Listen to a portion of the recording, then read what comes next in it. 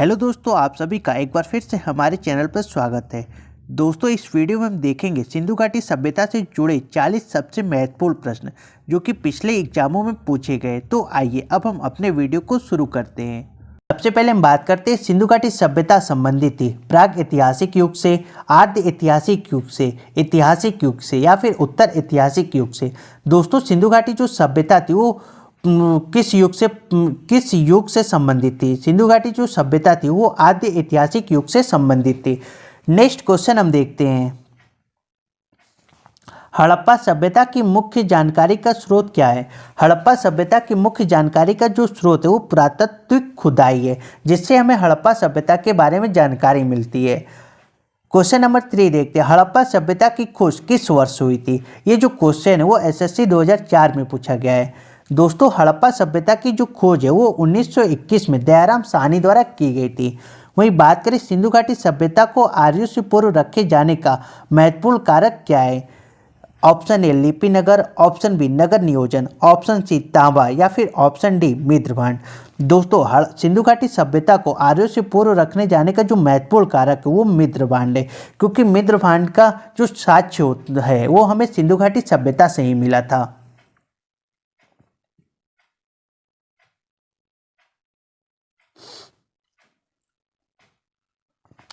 अगला क्वेश्चन हम देखते हैं, सिंधु घाटी के निवासियों की सभ्यता को जानने का मूल स्रोत क्या था?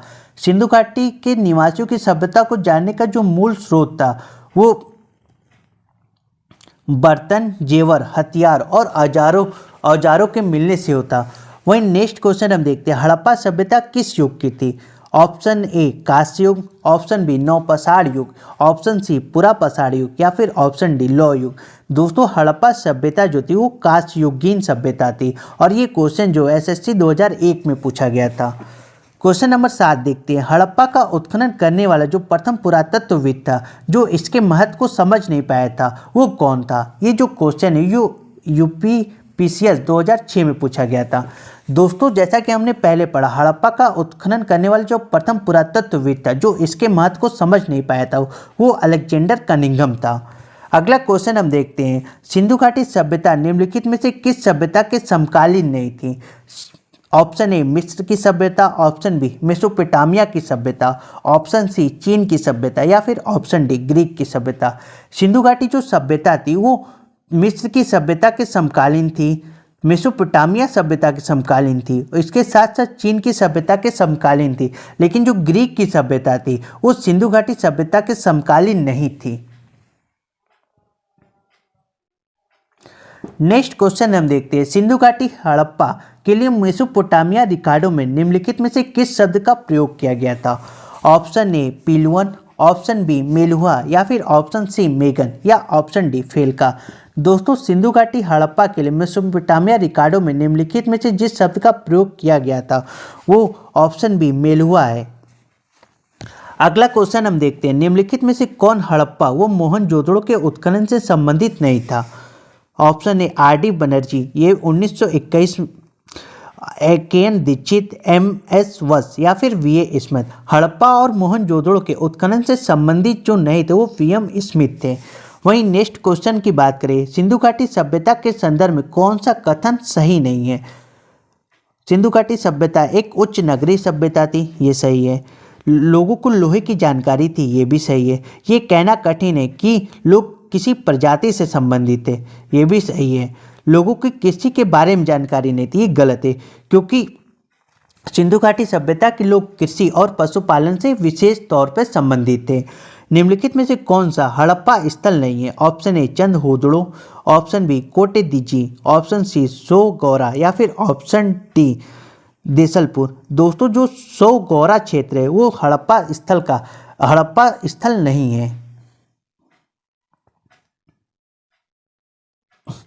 अगला क्वेश्चन हम देखते हैं, हड़प्पा सभ्यता विस्तृत थी, ये एसएससी 2011 में पूछा गया है। ऑप्शन ए पंजाब, दिल्ली और जम्मू कश्मीर या फिर ऑप्शन बी राजस्थान, बिहार, बंगाल और उड़ीसा या ऑप्शन सी पंजाब, राजस्थान, गुजरात, उड़ीसा और बंगाल या फिर ऑप्शन डी पंजाब, राजस्थान, गुजरात, उत्तर प्रदेश, हरियाणा, सिंधु और बलूचिस्तान। दोस्तों, हड़प्पा जो सभ्यता थी वो पंजाब, राजस्थान से होते हुए गुजरात, उत्तर प्रदेश, हरियाणा और सिंधु, इसके साथ साथ बलूचिस्तान तक फैली हुई थी।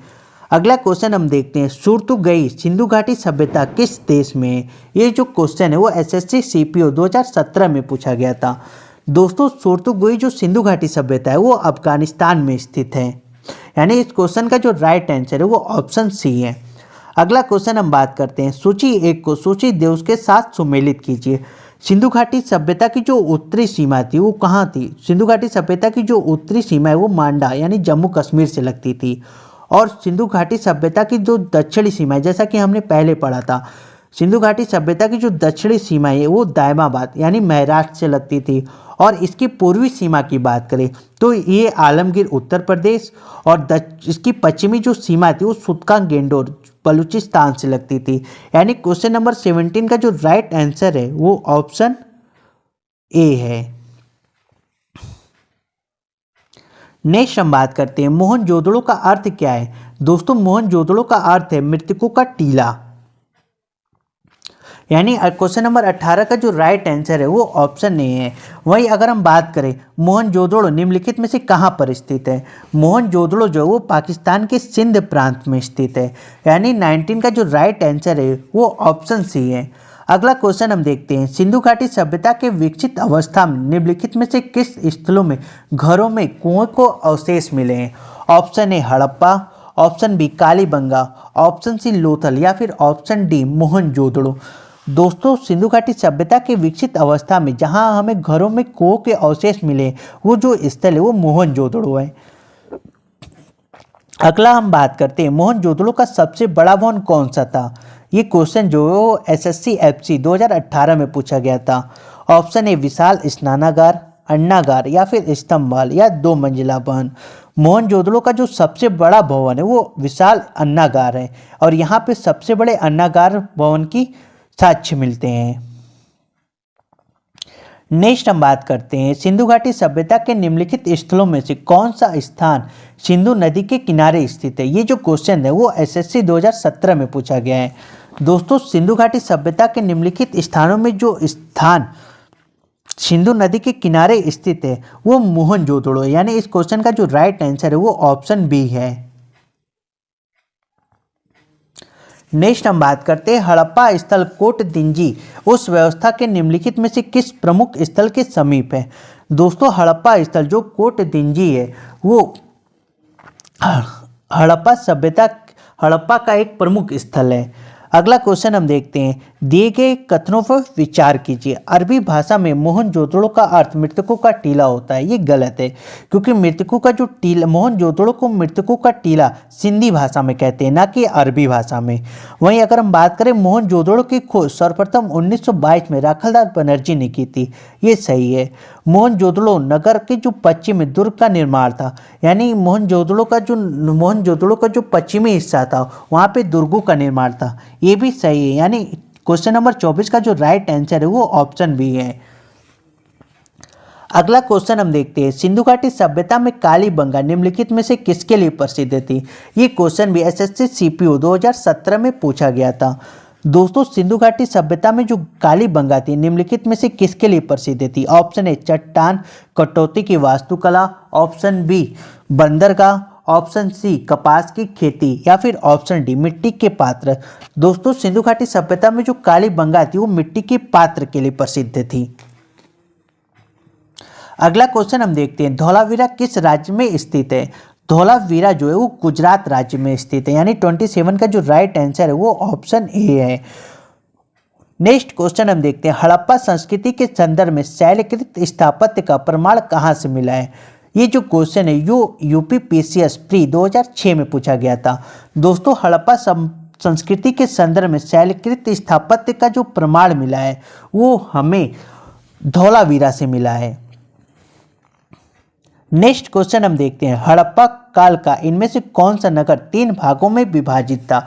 Option A Lothal, option B Mohenjodaro, option C Kalibangan या फिर ऑप्शन डी धौलावीरा। दोस्तों, हड़प्पा काल का जो नगर 3 भागों में विभाजित था वो धौलावीरा था। क्वेश्चन नंबर 30 की बात करें, निम्नलिखित में से कौन सा स्थल घग्गर वो उसकी सहायक नदियों की घाटी में स्थित है? घग्गर को हम सरस्वती नदी के नाम से भी जानते हैं। दोस्तों घग्गर और उसकी सहायक नदियों की घाटी में स्थित जो शहर है वो बनवाली है, जो कि घग्गर और उसकी सहायक नदियों की घाटी में स्थित है। अगला क्वेश्चन हम देखते हैं, निम्नलिखित में से कौन सा स्थल सिंधु घाटी सभ्यता से संबंधित नहीं है। ये जो क्वेश्चन है वो एमपीपीसीएस 2014 में पूछा गया था। दोस्तों सिंधु घाटी सभ्यता से संबंधित जो शहर स्थित नहीं वो पाटलिपुत्र है, जो क्योंकि ये पटना में स्थित है, पटना बिहार में। अगला क्वेश्चन हम देखते हैं, हड़प्पा के काल के तांबे का रथ किस स्थान से प्राप्त हुआ था। हड़प्पा काल में जो तांबे का रथ था वो हमें दायमाबाद से प्राप्त हुआ था। लोथल किस नदी के किनारे अवस्थित है। लोथल जो है गुजरात में जो लोथल स्थल की खोज हुई थी वो भोगवा नदी के किनारे स्थित है। और ये क्वेश्चन जो है वो LAS प्री 2009 में पूछा गया था। नेक्स्ट क्वेश्चन हम देखते हैं, किस हड़प्पाई स्थल से फारस की मुद्रा प्राप्त हुई थी। Option A Lothal, option B Banawali, या फिर ऑप्शन सी बालाकोट, या फिर ऑप्शन डी रंगपुर। हड़प्पाई स्थल से फारस की जो प्राप्ति हुई थी वो लोथल स्थल से हुई थी, यानी इस क्वेश्चन का जो राइट आंसर है वो ऑप्शन ए है। अगला क्वेश्चन हम देखते हैं, किस पशु के अवशेष सिंधु घाटी सभ्यता में प्राप्त नहीं हुए थे। दोस्तों ये जो क्वेश्चन है वो CGPCS 2011 में पूछे गए थे। तो जैसा कि हमने पढ़ा था, सिंधु घाटी सभ्यता में हमें घोड़े के बारे में जानकारी मिलती है, गाय के बारे में, हाथी के बारे में मिलती है, लेकिन शेर के बारे में हमें कोई भी साक्ष्य प्राप्त नहीं हुए थे। यानी इस क्वेश्चन का जो राइट आंसर है वो ऑप्शन ए है। निम्नलिखित में से किस युगल से युगल प्रावधान यानी कि डबल ब्यूरेट यानी द्विशिव संस्कार का प्रमाण मिला है। ऑप्शन ए कुन्नासी, ऑप्शन बी धौलावीरा, या फिर ऑप्शन सी लोथल, या ऑप्शन डी कालीबंगा। दोस्तों युगल समाधान का जो हमें प्रमाण मिला है वो लोथल से मिला है, यानी इस क्वेश्चन का जो राइट आंसर है वो ऑप्शन सी है। अगला क्वेश्चन हम देखते हैं, हड़प्पा के लोगों की जो सामाजिक पद्धति थी वो कैसी थी। ये जो क्वेश्चन है वो SSC 1999 में पूछा गया था। दोस्तों जैसा कि हमने पहले पढ़ा था, हड़प्पा का जो समाज था वो दो भागों में था, एक उच्च समाज और निम्न समाज। यानी यहाँ पे जो व्यवस्था थी वो वर्ण पर आधारित था, श्रमिक आधारित थी। नेक्स्ट क्वेश्चन हम देखते हैं, सैंधव सभ्यता के समाज का स्वरूप कैसा था। सैंधव सभ्यता के जो समाज का स्वरूप था वो मातृ संतात्मक था, यानी यहाँ पे मातृ देवी की विशेषकर पूजा की जाती थी और प्रकृति पूजा भी प्रसिद्ध थी।